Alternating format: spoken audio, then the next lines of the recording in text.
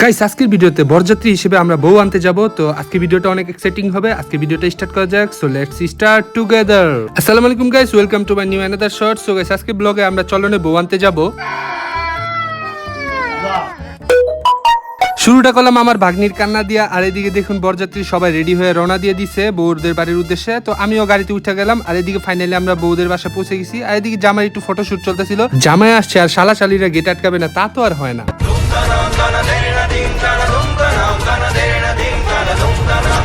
যাই হোক, তারপরে কোন রকম যুদ্ধ করে ভেতরে প্রবেশ করলাম।